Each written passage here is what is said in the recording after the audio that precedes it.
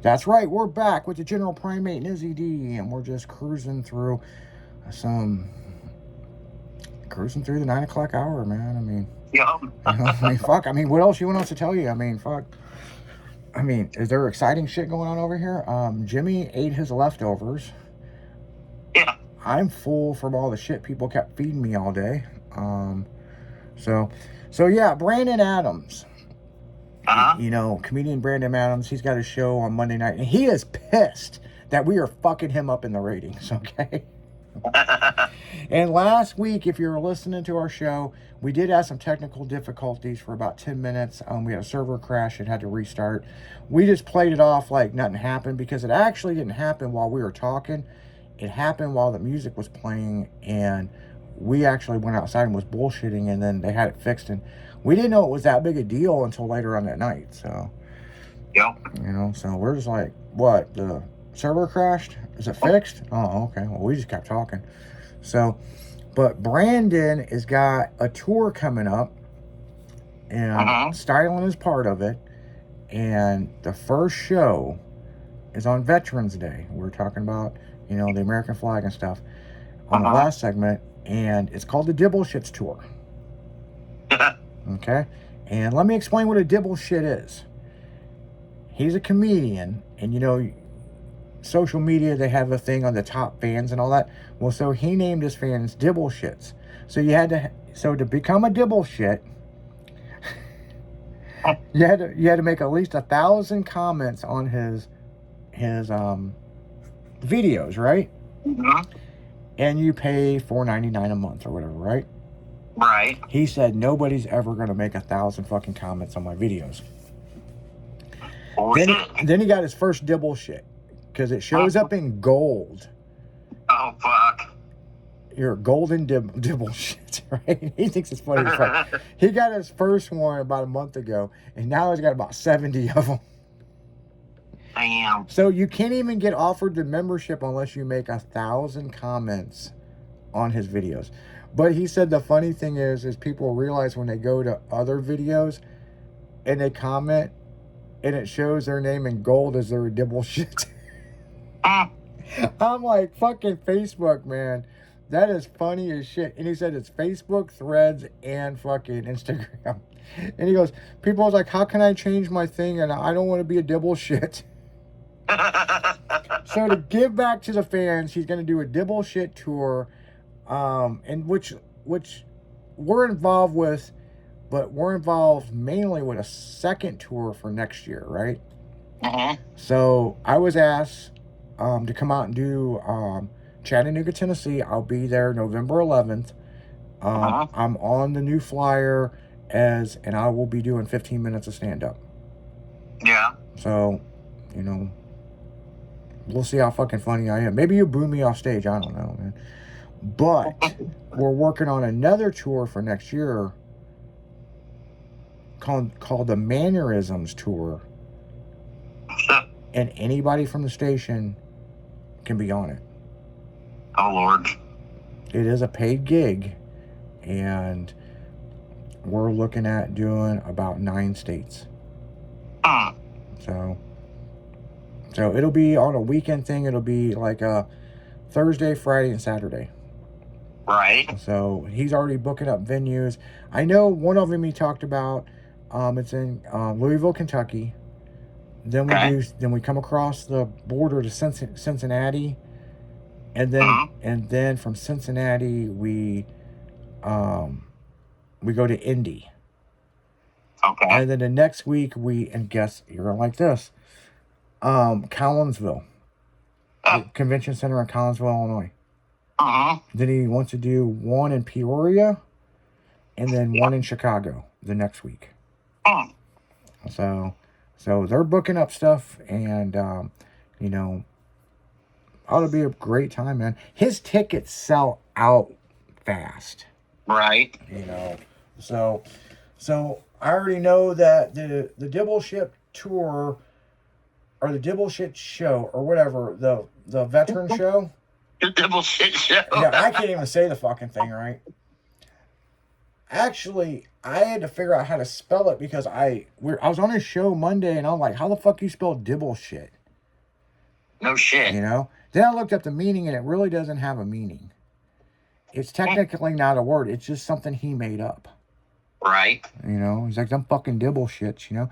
But Sean Ellington kind of did that with the Moron Nation. Yep. Yeah, he made a comment on camera. He goes, well, you know, them fucking morons. And people got pissed. Yeah, they did. I'm not a fucking moron. And then he made a video. He's like, man, we're all morons, man. We're all fucking dumb. We ain't perfect. And Exactly. then somebody started the whole movement, you know, the Moron Nation.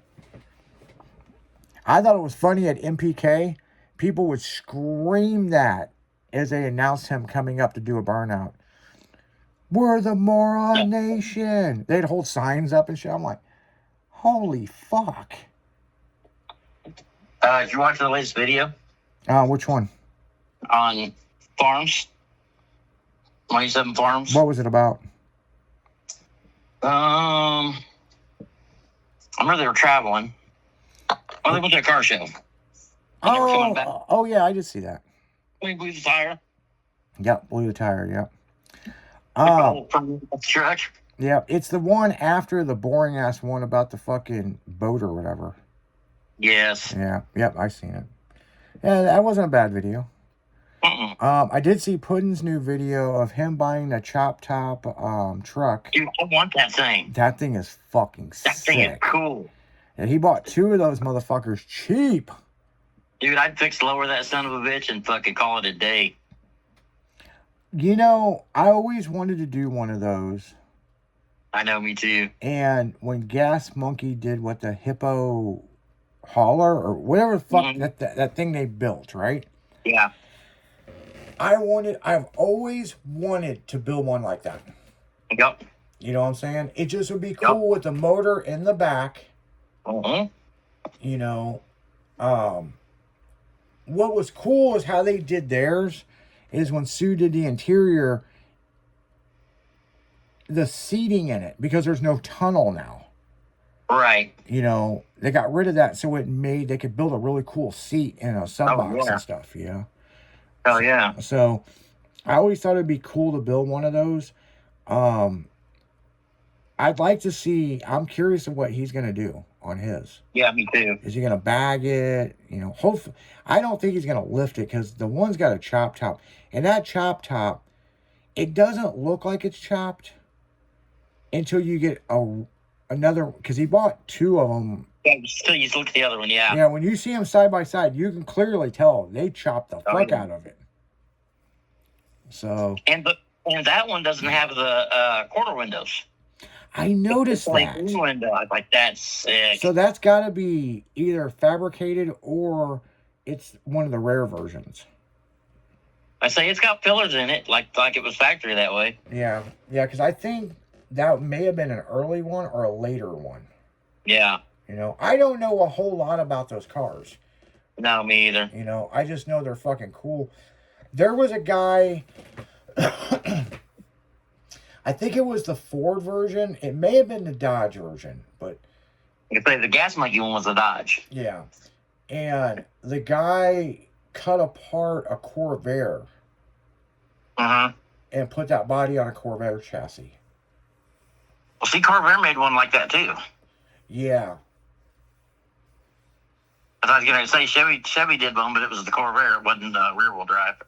Yeah, it was different. But this guy did a Corvair one, rear motor, rear-wheel drive, and he put that body on it. And, you know, what's interesting about it is he redid the suspension. And my dad always thought it was a piece of shit. And then they went somewhere and he rode it. And he said that thing fucking rides like on glass. I mean... Right. You know, he said for something the guy built in his fucking garage, man. I mean, yeah. But now we see people doing full swaps with Caprice chassis. Yep. And all kinds of stuff. So, I mean, you know, it's unreal. The big fucking new chassis swap is the Broncos on the Caprice chassis. Or not the Caprice. Crown Vics. Crown Vics. You're right, Crown Vic. So, I mean, it's there. Yep. I mean, It's not too far off, and the wheels tuck like a motherfucker. Back when I had my 55 Ford right out of high school, I put a Volare front clip under it. Mm-hmm. Because the Volare front clip had, goddamn it, torsion bars. Yeah. Just the height of it. And that was like the big thing back then. That's before they started doing the Crown Vic swaps. Yeah. Yeah, there was another. What was that people were swapping? They were using the Nissan hardbody frames for. I don't know. Yeah, I'm trying to think of what it was. Fuck, what was that? Because they got the torsion bars in the front, they do the 2-inch spindles, and they do the drop blocks in the back. Uh-huh. And people were, fuck, what was that? It was some big body car because they could cut the chassis and stretch it. And you don't. Mm-hmm. Yeah, go ahead. You don't watch Dirthead Dave, do you? A little bit. He's got that D50 Dodge. Uh-huh. That was 6-lug. Mm-hmm. He converted it to 5-lug with some Toyota front spindles and as I call that is sick. Oh yeah, and the Toyota rear end and all that. Yeah. Yep. Nice bagged it. It's starting to look pretty sick. Yeah, those things are fucking wicked. He was on that 4-wheel drive show, you know, and he's got some 4-wheel drives, but he's got more lowriders than anything. He's a lowrider and miniature guy, bigger than shit. Yeah. Yeah, no shit. No shit. Yeah, I mean, those things are pretty fucking sick. I mean, I will tell you this, even my fucking, my Mazda truck was swapped over to 5-lug. The problem with my Mazda truck, they made some wheels, or you'd have to have some custom drilled. Right. And I'm telling you right now, any Mazda truck I do from the rest of my life will have a Toyota front clip, a Toyota rear end, and swapped over to 5-lug. Fuck all the bullshit. And Ford Rangers, same way. I like Ford Rangers. I'm just not a Ford guy, but I like Ford Rangers. But the Toyota front clip, you cut it, you 2x3 box steel it out the back, you got a nice fucking truck. You know? Yeah, the worst riding truck I ever had was that fixed lowered fucking 97 Ranger. Really? And it was on 20s and everything, but it rode like ass. I had a Dodge D50 that was static dropped and slammed, and you could feel every motherfucking thing in the road. That's how this thing was. I mean, everything. This was not fun to drive. And we swapped tires on that thing and tried different combination of size tires to have some buoyancy. But fuck, dude. Like, fuck. I'm telling you, when you're driving, and everybody's done this with a lowered vehicle, you kind of cringe when you're going to hit something. Yes.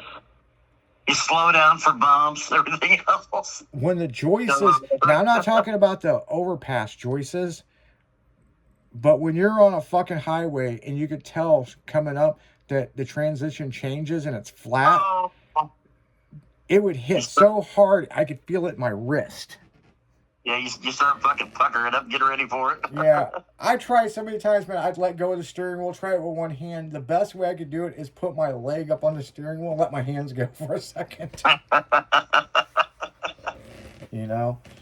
So, yeah, I sold that truck to my buddy, and he bought a Radical, one of the Targa tops. And he fucked it up and it leaked real bad. And then he bought a fucking, I guess they kept that piece and they re-welded it back together, and he bought the rad top to make it a convertible. Okay. And he said that he hit a bump and it almost ejected him out of it. And he said, when you're riding this thing, you got to wear a seatbelt. And so I remember he sold it to another guy, and it was like in Bethalto, Illinois for a while. And